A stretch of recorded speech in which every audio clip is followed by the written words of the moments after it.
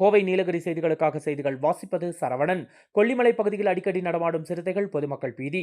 உதகை, குன்னூர், கோத்தகிரி மற்றும் சுற்றுப்புற பகுதிகளில் உணவை தேடி சிறுத்தை, காட்டெருமை, கரடி உள்ளிட்ட வனவிலங்குகள் குடியிருப்பு பகுதிகளுக்குள் வந்து செல்வது அதிகரித்துள்ளது.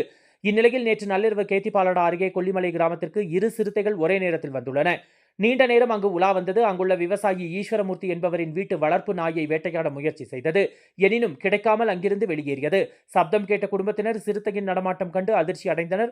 இந்த காட்சி அங்குள்ள சிசிடிவி கேமராவில் பதிவானது. அடிக்கடி இப்பகுதியில் நடமாடுவது பொதுமக்களிடையே பீதியை ஏற்படுத்தியுள்ளது. தகவலின் பெயரில் வனத்துறையினர் ஆய்வு மேற்கொண்டு கண்காணிக்கின்றனர். இந்த பகுதிக்கு வரும் சிறுத்தைகளை கூண்டு வைத்து பிடித்து அடர்ந்த வனப்பகுதிக்குள் விட நடவடிக்கை எடுக்க வேண்டும் என்று பொதுமக்கள் கோரிக்கை விடுத்துள்ளனர். கோவை நீலகிரி செய்திகளுக்காக எமது சிறப்பு செய்தி ஆசிரியர் தமிழ் வெங்கடேசன்.